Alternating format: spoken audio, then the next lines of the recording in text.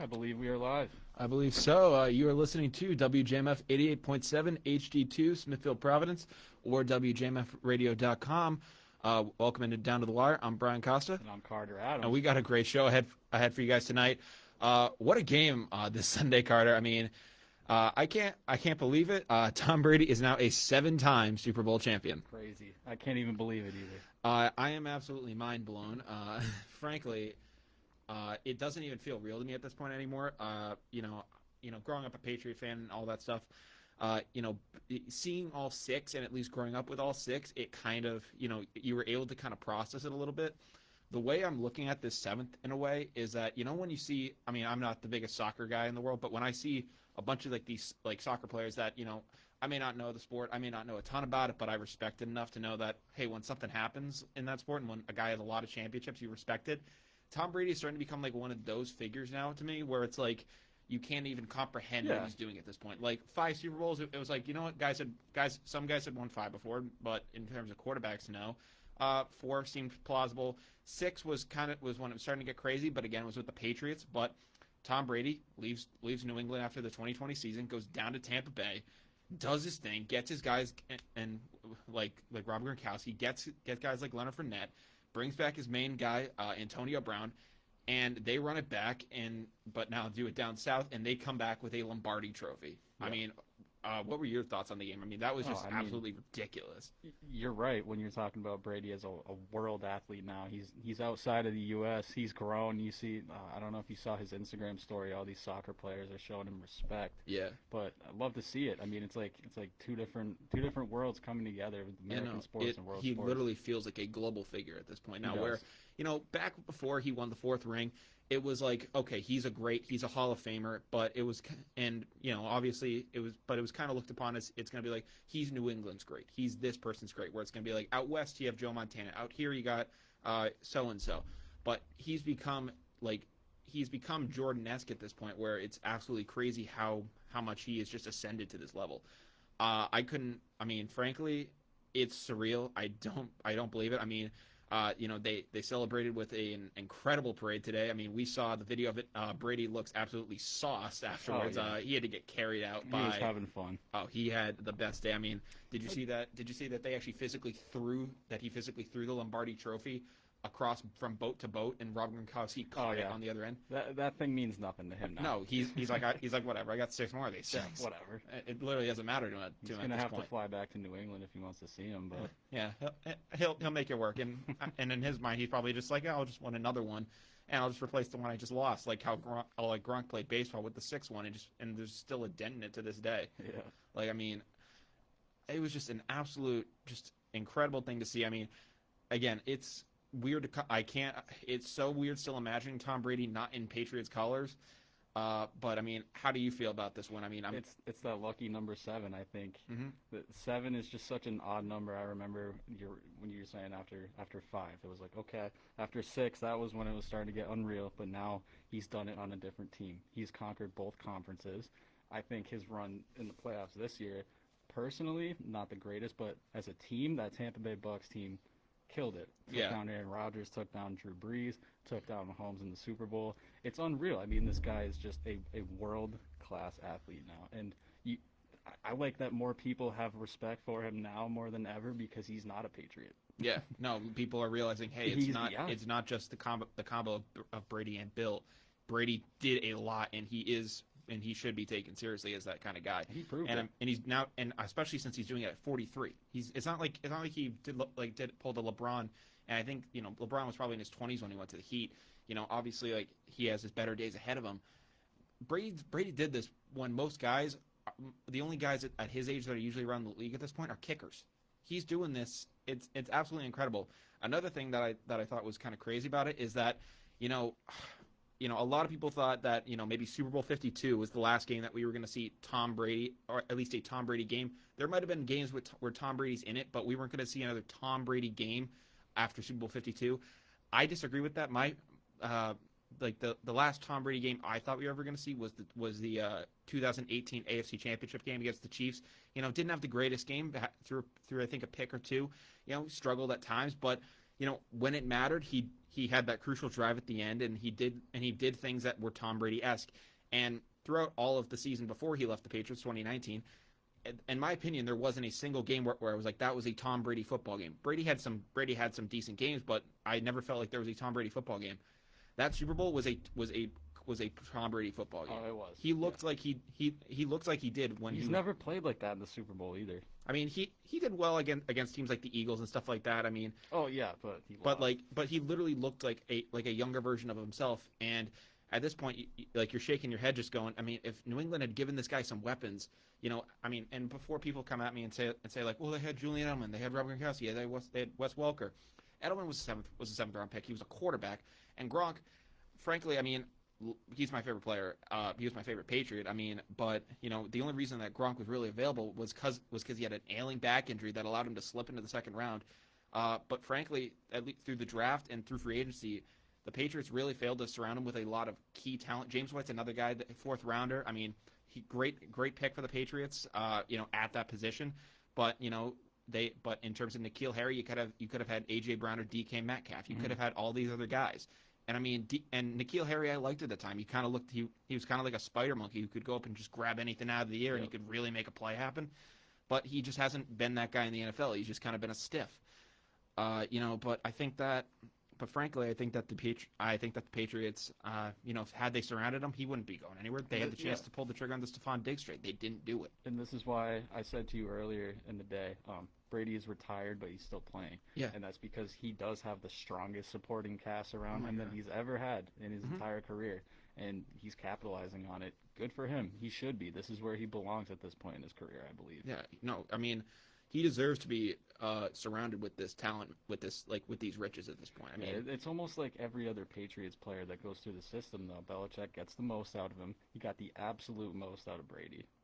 And now his time is done. I honestly feel, I mean, I get that, though. I mean, I guess you could say he got the most out of Brady, but at the same time, I feel like if he had gotten more weapons, then he actually could have gotten the most out of him. He could have. He punted on Stephon Diggs. And again, this is why I can't wait for the behind-the-scenes stuff to come out, because we just don't know. Like the Last Dance version of the Patriots. Exactly. There's going to be a lot of drama that I feel like is going to come to light. And 20 years from now, watching that with our children. Oh, Jesus. Can't wait. I mean, hell, Tom Brady still might be playing by the time the documentary comes out. At this rate, yeah. I mean, he's now saying he wants to play past 45. I mean, the guy's a mutant. He's a freaking mutant, and I can't believe that he's doing what he's doing at this age. Joe Rogan said aliens are living among us. Tom Brady very well could be. He is one of them. Another actual alien that's living among us. Like I said previously, my favorite former Patriot, Rob Gronkowski. The guy retires at the end of Super Bowl 53. Took all of last year off. As soon as Brady goes to another team, and he sees Florida, he just goes, oh, I can have fun there. I can make some things happen. He's like, there's that T-Mobile commercial where he literally says, Mom, where's my football pants? And he came back down there. He struggled earlier in the season. He did look very rusty. At the end of 53, I thought this guy's washed at this point. He's my favorite player, but the hits have added up. But he shined in the Super Bowl. He looked awesome. I mean, he did. I mean, he has 4 rings now. That's wild to think about. He has 4 Super Bowl rings for Rob Gronkowski. I mean, he came out of retirement, did his thing, and I think at the Super Bowl you really saw how where Brady goes back to. The guys like Mike Evans and the Chris Godwins are all great. But at the end of the day, Brady's going to go back to the guys who he trusts, and he's got his chemistry there. Yeah. He saw Gronk open, and he said, "I can't resist this. You got to go to the guy you know." Mm-hmm. And I mean, all 3 touchdown passes that Brady threw in that game were all former Patriots. AB. Mm-hmm. Yeah. AB, and I mean, this is kind of transferring into something that I like to call the Great Reclamation Project. This is the story of the 2020 Tampa Bay Buccaneers. They completely revitalized guys' careers, and that's just the power of what a Super Bowl championship can do. I mean, Antonio Brown is one of those guys. I'll get to him in a sec. Bruce Arians. I mean, you remember Bruce Arians, obviously. Like before he came to the Bucs, he was kind of that guy with the Cardinals, and he was able to put good teams out there with guys like Carson Palmer. But he did end up retiring because he was an older guy, and a lot of people thought, it was a good story. He filled in for Chuck Pagano when Pagano had cancer, and he managed to start a good coaching career after that. He was solid, but never really did the big thing. He comes out of retirement, goes to Tampa, deals with Jameis Winston for a year, and says, "Nah, screw that. I want Tom Brady down here. Let's go big or go home." pretty much. And he said, let's go get the 43-year-olds. And he is now a Super Bowl champion quarterback. And now people are now saying, like, is Bruce Arians a Hall of Famer? Is this going to be what takes him over the top? I mean, I don't think so. I don't know what your thoughts are on that. If they do it a few more times, or even once more, I think I'd say yeah. two might push him over, in my opinion.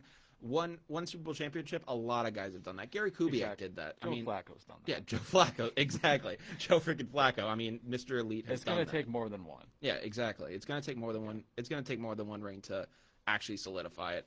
Yeah. But that's the power of what a Super Bowl ring does. Another guy you brought up, Antonio Brown. Where were we last year with Antonio Brown? I mean, he was the guy that was getting his. He had the frostbitten feet. He rode into training camp for the Raiders on a balloon. Basically did everything he could to get out of there. Requested a release. Goes to the Patriots. Lasts 11 days. 11 really interesting days. There were some sexual assault allegations. Some really serious stuff was going down. Yeah. Belichick says, "I'm not dealing with you. Your ass is basically cut." Yeah. And from there, he essentially went to. He was just kind of roaming about in free agency. A lot of people were wondering, is that what's going to be next for this guy? Is he ever going to play in the league again? And Tom Brady came a knocking and said, "Hey man, I'm going to give you a shot." And then the news broke. Yeah, and it broke a lot. It broke for us. It broke live in the studio. We told you guys about it when it happened. There's actually a clip of it on our Instagram page of us talking about it, where I took a clip of the show and we were just shocked that just the super team that it was. And we were saying to ourselves at the time, are we going to see Le'Veon Bell and Antonio Brown in the Super Bowl? And we guessed it. It definitely did happen. I mean, it was absolutely craziness. Yeah. I mean, it's nice when those predictions are right. Yeah, I mean, we've had some predictions that haven't worked out, like Cam Newton actually being a solid quarterback for the Patriots. That's one of our predictions that didn't work out, unfortunately. But AB, it wasn't all a smooth ride. I mean, there was that rumored incident of him throwing a bike at a security guard. But AB came through in the clutch in the Super Bowl. He just completely juked Tyrann Mathieu' shoes. Like, he just completely annihilated him on that play. Yeah, talk about embarrassment. Tyrann Mathieu. Oh my God. Super Bowl. Yeah, him bickering with Brady. And yeah. I'm just like, dude, I don't know what Brady said to you, but you getting in Brady's face and pissing him off, that is the worst thing to do. Get away from that. He is. As soon as you give Brady another inch and just another thing to tick him off, I'm surprised Brady didn't 50-piece him after that. Yeah. After Mathieu getting in his face like that. I mean, you do not want to piss Tom Brady off. That is the worst thing you can do. That's not the first time I've seen those two talk back and forth. Either. Really? I don't remember that too much. They would talk back and forth last year. Okay. In the Chiefs-Pats game where I broke my controller over it. Oh, yeah. I was stunning for something. And I remember I came back in the room and I was just like, Brady must have been waiting for that moment. Oh, my God. But I remember I came back in the room and I was like, Carter, what's that dent in the wall? And you were just like, yeah, and you were just like, I threw my controller at the wall to pay. Okay, that game was an emotional roller coaster. No, I was listening to that on radio. I heard about the Brady run on fourth down. I was like, this game is insane. I was like, New England energy is back for the first time this season, and then I felt it right out of my hands. Yeah, it fell right out of there. Yep. Another guy who kind of had his career kind of saved in a way. Leonard Fournette. Now people are now calling him Lombardi Lenny. He's out of that absolute joke of a franchise, Jacksonville Jaguars, and I mean, frankly, the guy's always been a talented running back. But I wouldn't have been surprised for myself if Leonard Fournette had kind of gone down the path that a lot of running backs go down. And it's like, he mingles around here, mingles around there, and eventually he fizzles out of the league by the time he's 30. That wouldn't have surprised me with Leonard Fournette. He said, no, I'm going to Tampa. I'm going with Tom Brady, the guy who beat me in the AFC Championship game a couple years back, and I'm gonna go win a chip. And he scored a really big touchdown in that game. And basically everyone is now saying that Brady's the GM of the Bucs at this point. It's insane. And how about that Bucs defense too? I mean, we were questionable about that at the beginning of the year. We didn't know how the defense. That was going to be the deciding factor as to how they did it. It was going to be the Bucs defense is going to have to win. The defense won that game for them. Yeah, that was wild. Another guy who basically got his career revived, their defensive coordinator Todd Bowles.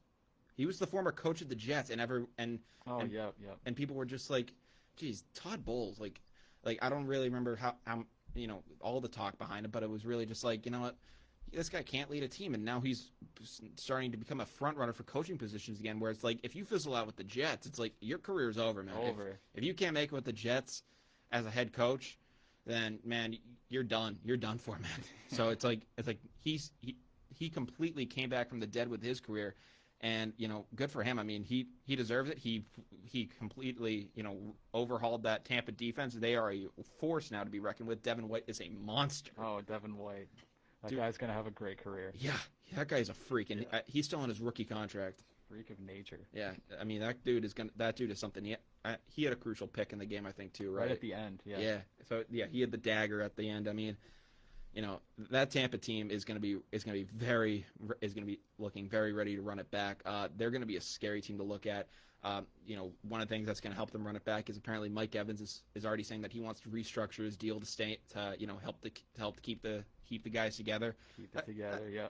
I mean, what does that kind of remind you of a little bit of the Patriot way of for the betterment of the team, for the common good of like, if you give up a little, we can do something to this. Tom Brady in New England was known for this a lot, where he was like, I'm going to give up a lot of my salary because I want to get some guys around me. Belichick really never got a ton of those guys around him, unfortunately. Yeah. But he was able to do a lot with what he had, though. He really was. Yeah. I mean, he completely went out there. He starred. He started with what he had, and now that he's in Tampa, he actually had his first Super Bowl blowout ever. I mean, going into the game, I was talking with our sweet mate Aiden, and I was saying to him, that basically we had a little visitor outside, and I was saying to Aiden, my bad. I was like, it's a Tom Brady Super Bowl. It's gonna be a good game.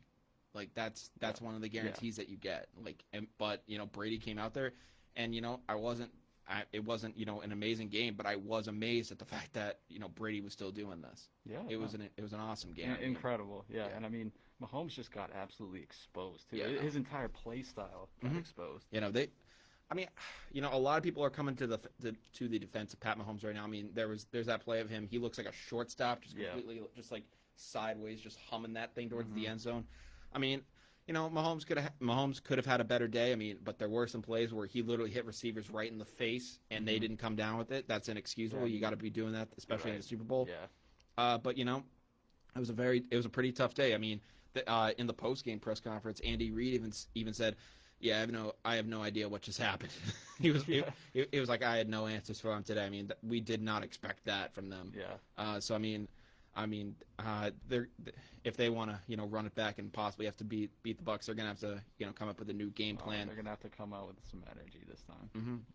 Mahomes can't just be out there like a Madden character, just slinging it to whoever he wants. No, that's honestly what it reminded me of, though. Madden. Yeah, it was like a Madden game. It was run 20 yards backwards, throw it away, don't get an intentional grounding call. Yeah.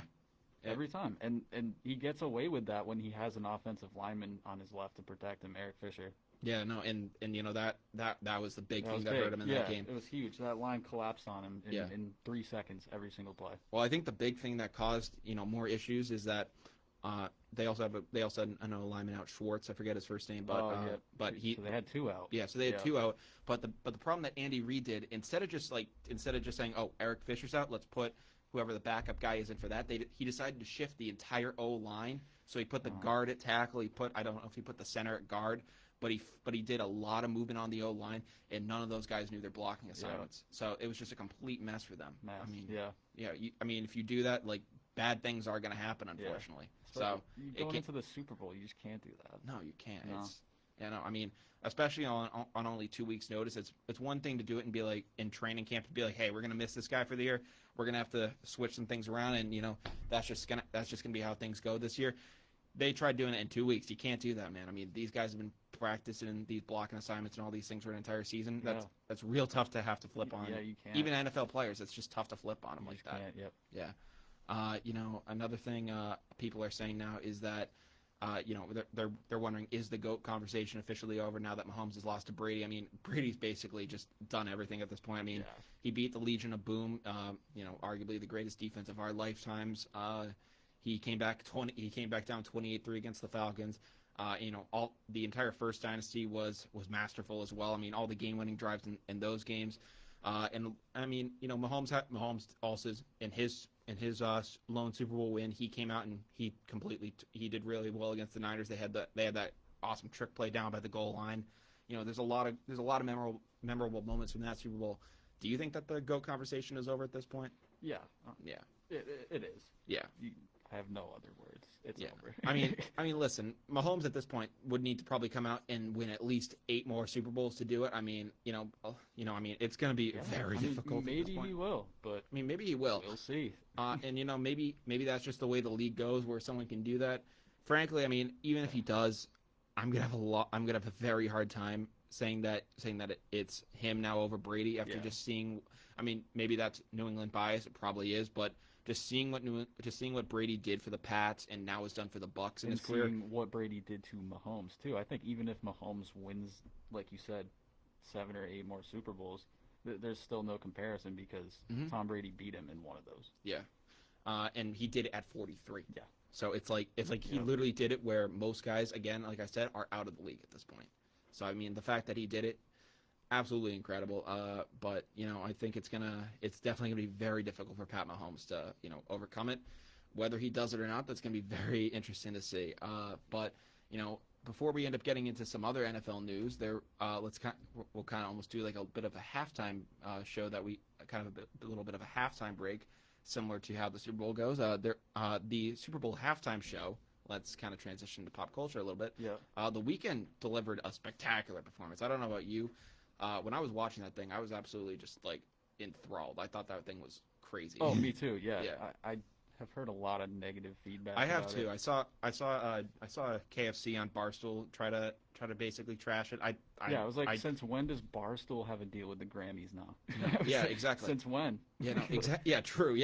I mean, the Grammys turned down the Weeknd, and the Weeknd came to the Super Bowl and absolutely torched the. His sales went up 385% too. Yeah, I mean, the guy's discography is amazing. It's stacked, and I think, like I said before, this is when he goes mainstream. This is when the older crowd starts watching him, along with the younger crowd. This is when his name is like Brady. He's a world star. He's not. Yeah, and again, it's weird to think about that because you go on Spotify right now. He's the #1 stream guy in the world, 61 million streams, and you're like, man, can this guy go any more mainstream? And I mean, yes, he can, because it's a matter of like, I mean, I saw some people saying is he now like in the category of like a Freddie Mercury and a Prince and like these kind of like things, or like a Michael Jackson kind of like figure, and it's starting to kind of look like that in a way where he's starting to get up there in that kind of a category. And frankly, I think he's the perfect candidate to do it because he blends so much of that kind of like old nostalgic kind of music. He does, while also having a tremendous influence in the hip hop game. I mean, and a tremendous voice too. Absolutely. He's amazing. Yeah, he's got talent. His voice is awesome. Yes. But I mean, again, the kind of the connections that he has in the hip hop world. I mean, you think of him, he's collabed on songs with Future, all these different artists. Juice WRLD he's collabed on songs with. But then he can come out there and just deliver insane ballads. I mean, the way the guy, he's kind of the perfect guy to send out there. I mean, a lot of people are just like, well, maybe Lil Uzi could do that, but it's like, no, Lil Uzi Vert can't. Like, again, like kids will like him, but like it's gonna be tough to really transition like adults to say like, oh, this guy is really good. Like people are gonna have their taste, and the Weeknd can cover like that vast taste that a lot of people have. Yeah, and that was my complaint with Travis Scott's halftime. Yeah, I don't think he was at that point yet where he was ready to go mainstream. I think a lot of people watched that and were like, Travis Scott still. They didn't really have any interest until the McDonald's movie. Yeah, well, my critiques of the Travis Scott thing, too, were just that, like, they literally sent him out to play Sicko Mode because that was the biggest song of the year. Yep. And it's like, if you gave he was, for some reason they thought Travis Scott, Big Boy, and Maroon 5 will work very well together, and it's just like, what are you expecting? Yeah. Like, you need to have a vibe. It was like I think when they sent out Coldplay and Beyonce. It was like, I mean, if you have them play the right songs, that might work. But like Maroon 5 and Travis Scott, you can't think of more different artists. Yeah. In my opinion. Yeah. But like, so sending him out there was a kind of a problem. If you gave him a legit set and told him to perform more songs that are kind of out of the rap category, and if you make it a party too, because that's what his concerts more are. Yeah. So it has to be kind of more of kind of like a rave in that sort of a sense. Yeah. No, you're absolutely right. And I also just the whole going on the field thing for the weekend, Mm-hmm. the weekend's performance had me absolutely mesmerized. Yeah. I had never seen anyone do that in a halftime show before, and the fact that Really? You had never seen guys like take the field like that? well, not an entire like Oh, flash like mob. like No. how everyone did I it. think Yeah, that was kinda just very nuts. like signifying of like the message he was trying to send to Yeah. even just the NFL. Like, Mhm. like you're not. I mean, he I also. don't know. I mean, again with the insane message he sent to the Grammys. Yeah, That was no, the biggest fu I've ever seen. It's like all right. huge. I mean, Yeah. he put in $7 million of his own cash to say all right, I'm gonna make sure that this is a insanely memorable halftime performance. I'm gonna make sure that everything is all systems go. Who needs an award like a Grammy when your sales are going to soar 385% after a performance? Oh like yeah, that? I mean, You don't. It was the right call for him to not do the Grammys. and I mean the Grammys anyways have had dropping records, have like Yeah. dropping numbers anyway. So it's like It's you know what, because- if you want to get out there, this is the way you do it. You know, it's the Super Bowl is the most viewed event of the year in America. You know, it was 100% the smarter move to make. Definitely. Yeah. I mean, the guy killed it. I mean, congratulations. The Grammys, the Recording Academy, that's all on the down. It's going down. Yeah, I mean the entire. Independent is the new wave. Yeah, definitely. Yeah. You know, another interesting part of the Super Bowl that wasn't a part of the game was the Super Bowl streaker. You Yeah. saw that, right? Yep. Yeah. You know, a guy streaked across the Super Bowl. He actually ended up. So apparently there was an illegal prop bet going on that a Super Bowl streaker would go on the field, and he decided to bet on that. I think he put 50,000 of his own money on that illegal prop bet with a bookie.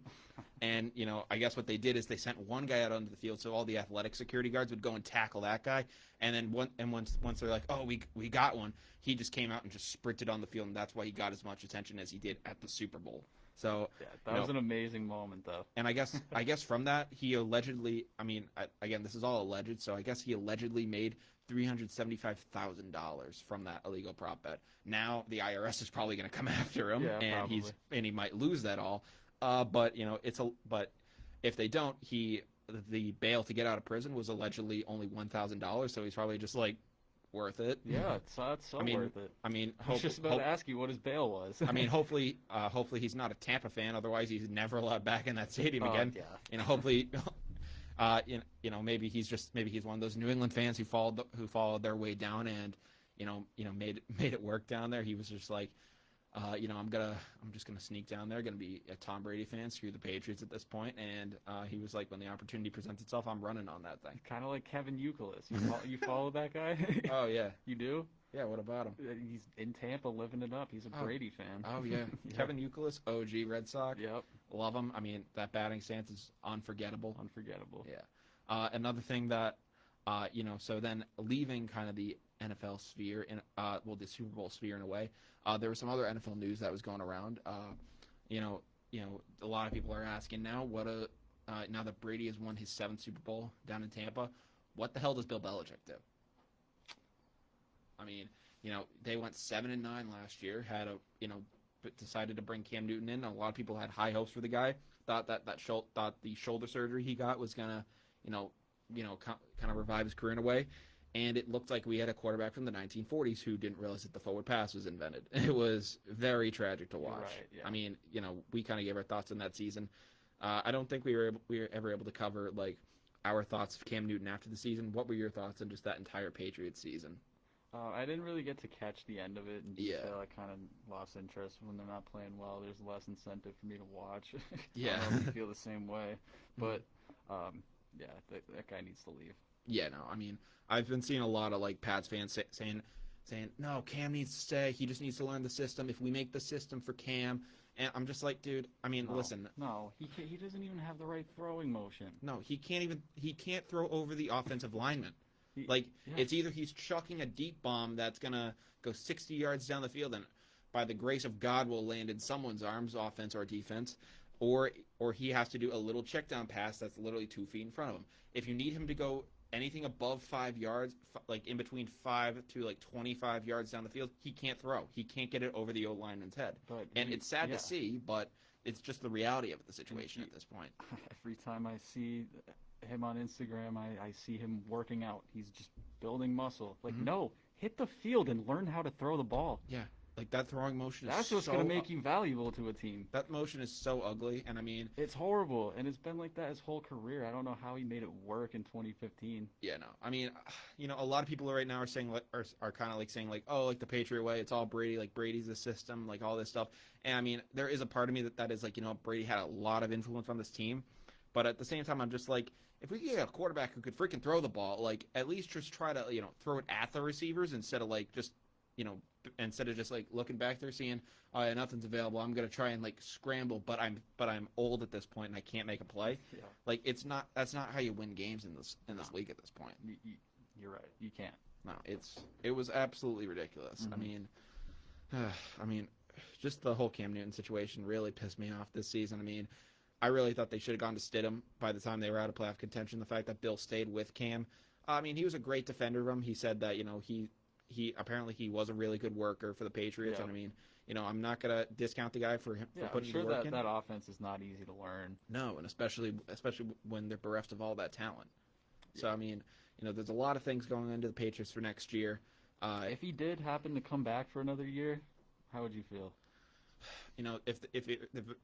If they're going to come back, there needs to be some sort of a plan in place where it's going to be like, you know what, if he's coming back, this is what we're going to do. Yeah. With the O-line, we're going to try to stack it in a way that if he does decide to run, they can block him better and he's not going to get taken out. But you need to give the guy some weapons if you think that he's your guy and you're going to bring him back. Yeah, no. I mean, you got to find weapons either way this offseason, but if you're gonna bring Cam back, you need to find weapons that are tailored to him because he obviously wasn't able to do anything with the weapons that were available to him this year. Exactly. Yeah.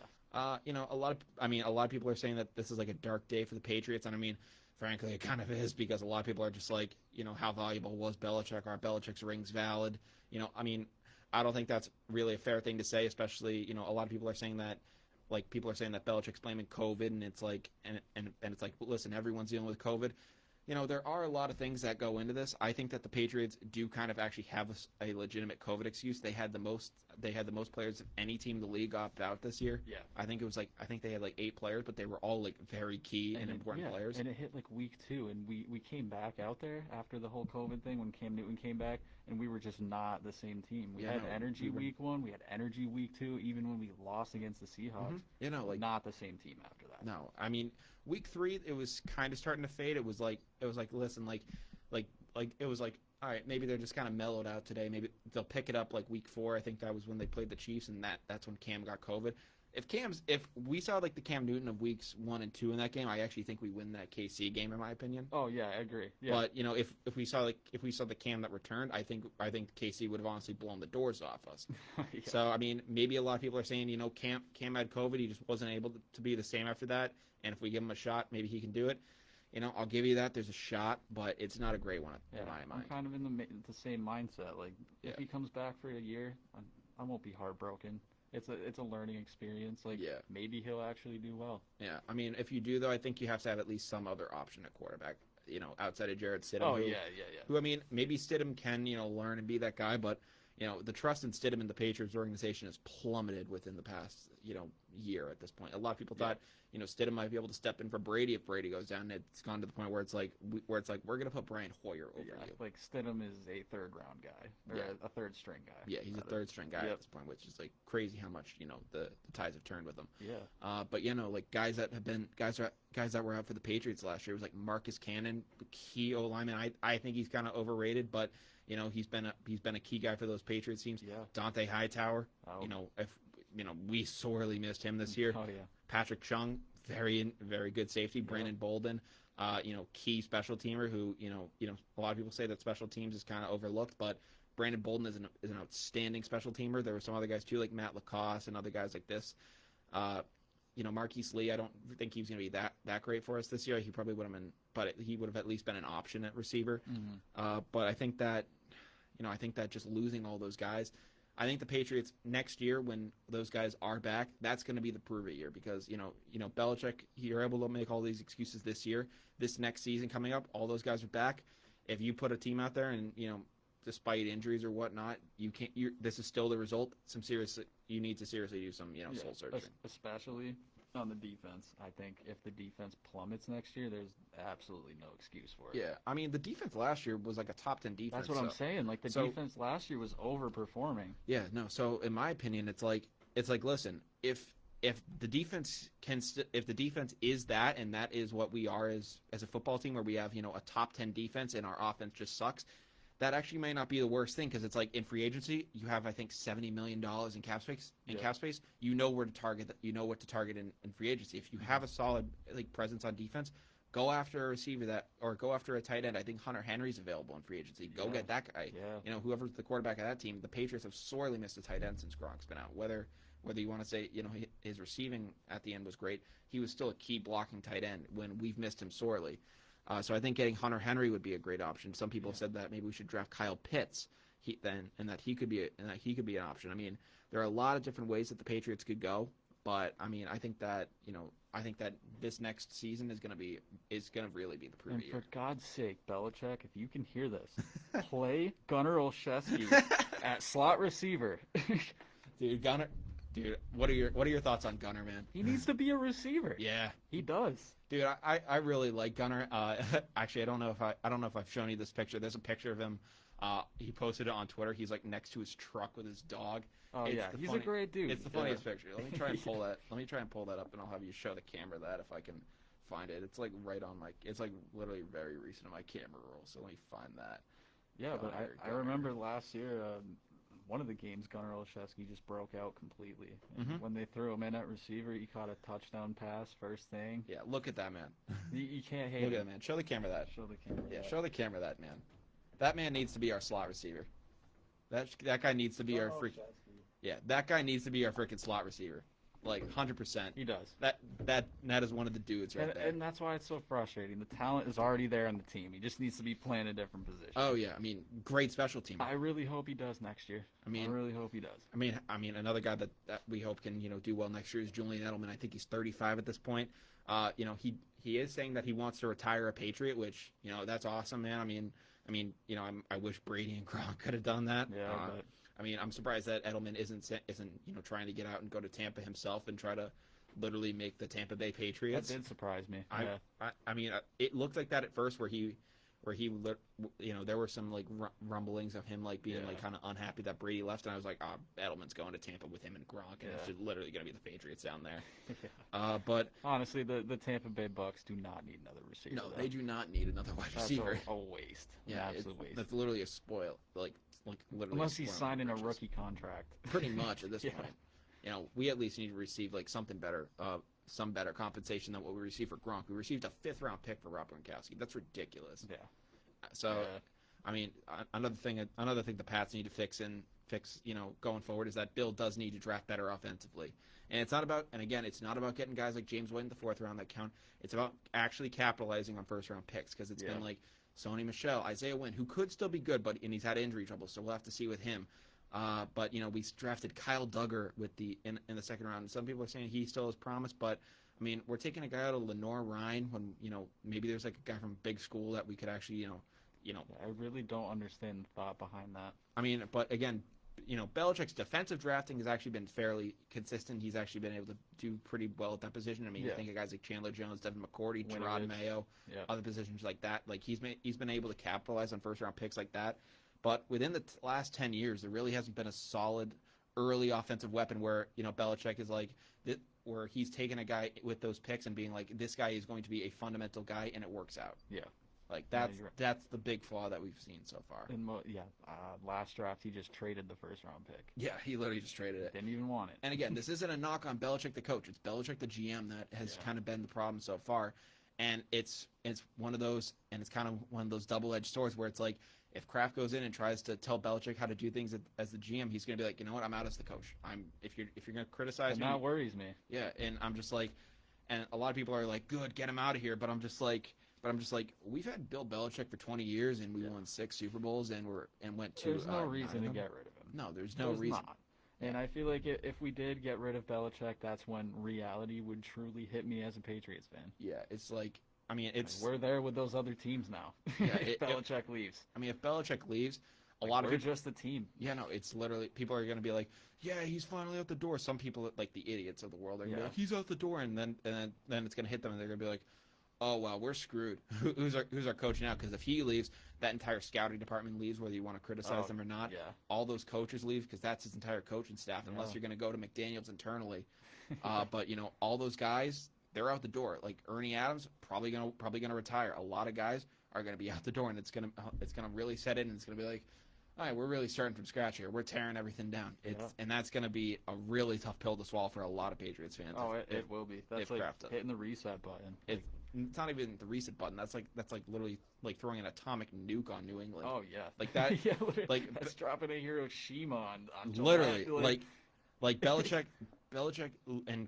Kraft, and Brady literally built like Patriots place. Like without them, I mean, obviously I was gonna say that we'd still be playing at Foxborough Stadium, but that place was getting demolished anyways. That place was awful. Yeah. But they literally built the entire culture that's here, and I think if Bill Belichick, even when he retires, that's gonna be a sad day as Patriots fans, because he has helped the Patriots get to so much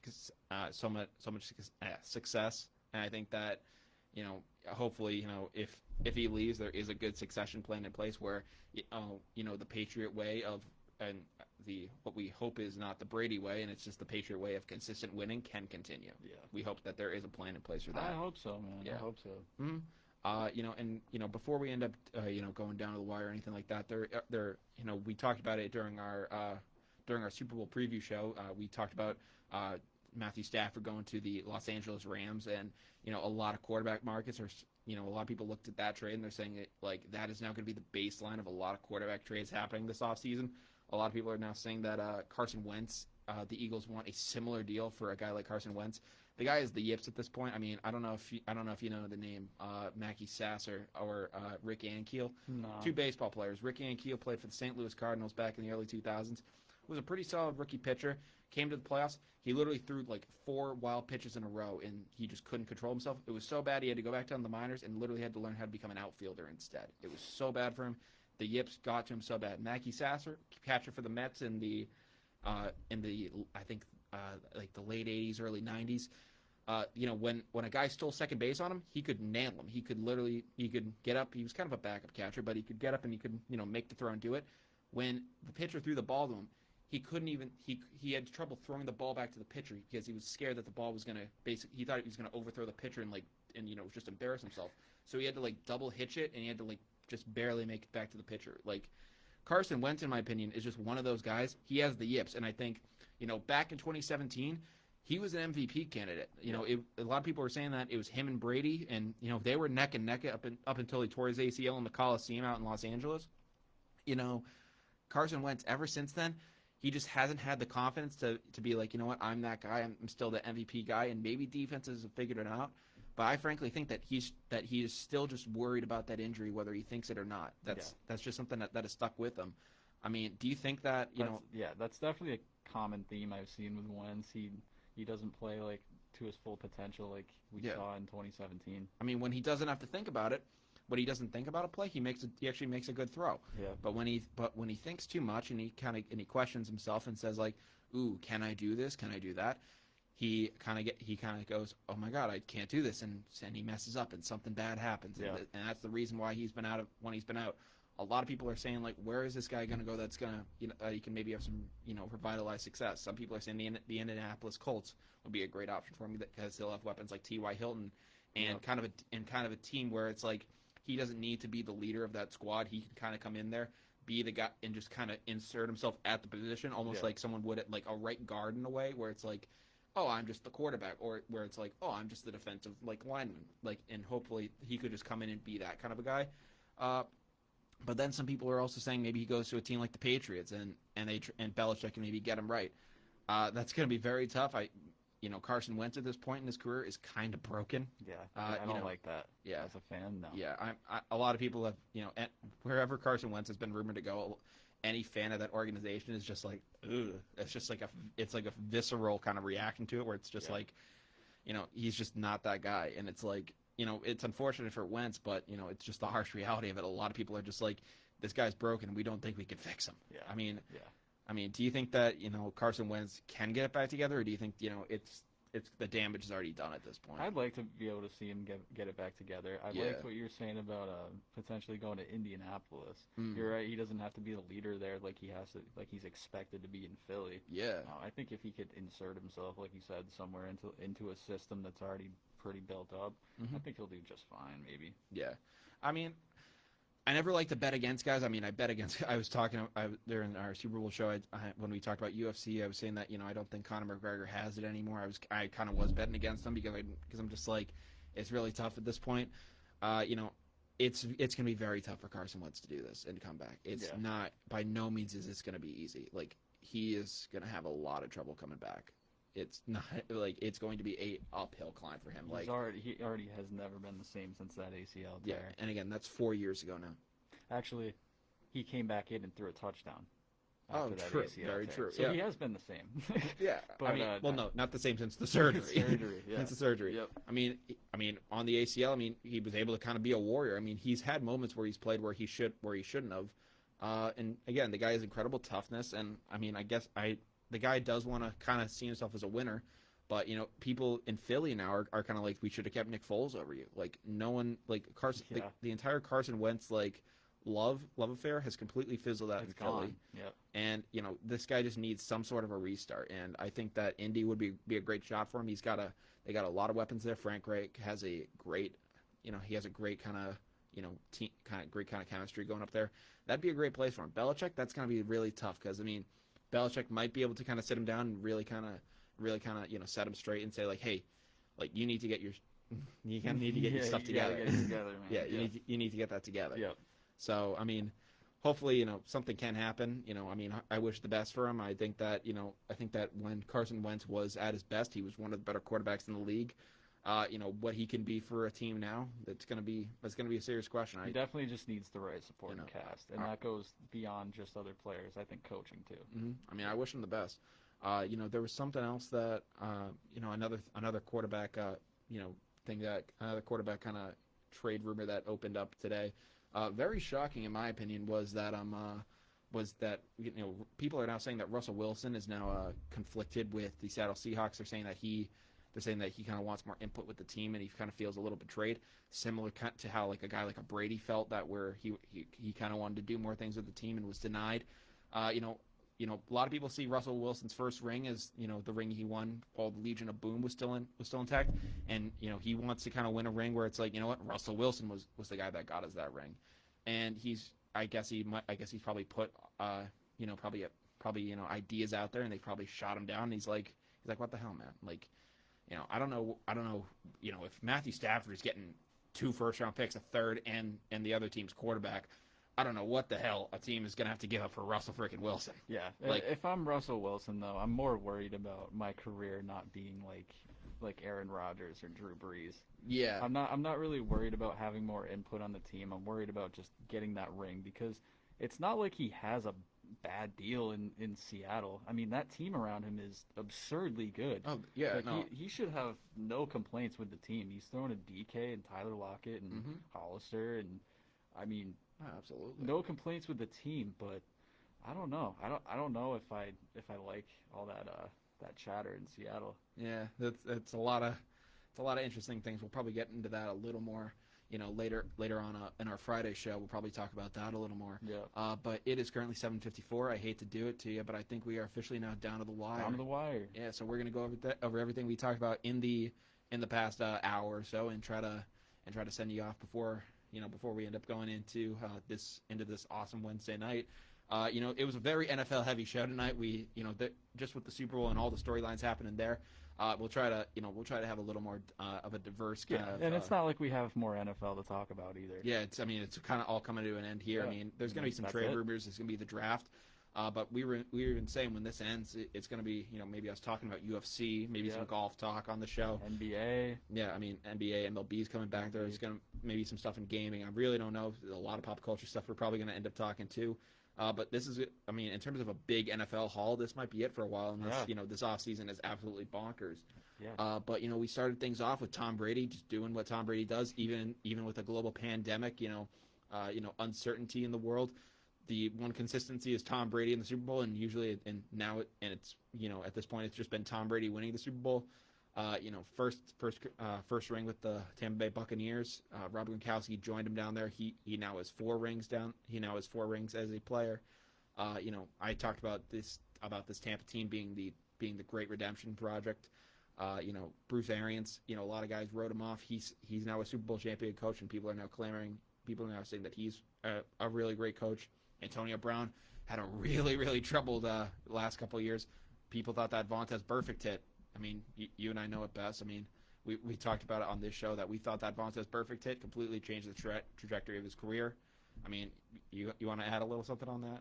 I certainly thought it did. Yeah, we literally saw videos of the guy. He was like bright and happy, and he was like, I love being a Steeler. I love Big Ben, and right after that hit, everything flipped and all the drama started to come out. Yeah, he is now a Super Bowl champion. And a lot of people are going to say that. A lot of people are now like, his career is now saved. Leonard Fournette got out of the hellhole that is Jacksonville. Came down. I gotta ask you this quick. Yeah? Is AB a Hall of Famer?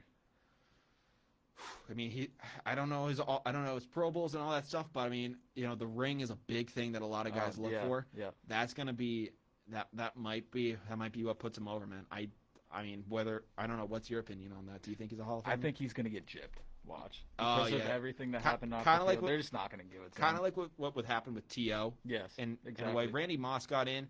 I mean, because I think he kind of got into the establishment of like the ESPNs of the world, and a lot of people were like, it's Randy, we'll let him in. Yeah. T.O., really pissed a lot of those voters off, and he said, and he was just like, and a lot of voters said, you know what, we're gonna get kind of put your feet to the fire here. We're gonna make you feel it.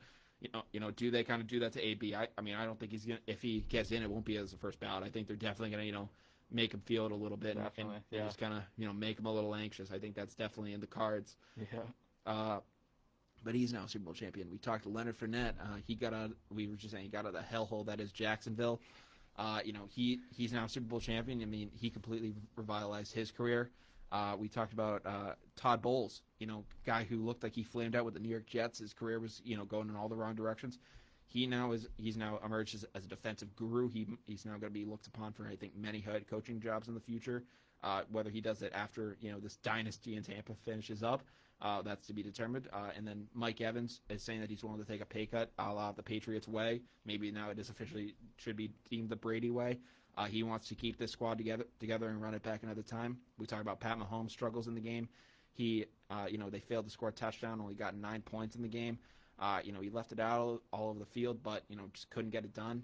And a lot of people are now saying that the GOAT conversation is over. Me and Carter gave our consensus on that. We think that it is officially now over. We think that Brady is the undisputed greatest of all time. We talked about, we then switched over to pop culture of within the Super Bowl. We talked about the Weeknd giving an awesome halftime performance. Completely came out there, just torched it. And then we also talked about the Super Bowl streaker winning $375,000, only to pay $1,000 of it over for his bail. And then we talked about how does Bill Belichick react to this ring. We talked about Carson Wentz, experience in the yips in Philly, and whether a new team could straighten him out. And we also talked about the idea of a Russell Wilson trade out of Seattle. But there's a lot of speculation going on in the NFL. It's going to be a very crazy offseason. There's going to be some other crazy stuff going on too. But it is looking like it is. But it is now 7:59 p.m. We're going to let you guys get off a little early tonight. But you have been listening to WJMF 88.7 HD2 Smithville, Providence, or WJMFradio.com. I'm Brian Costa. I'm Carter Adams. And this has been Down the Wire. We'll see you guys next time. Have a great night. And thank you for listening. We appreciate the support.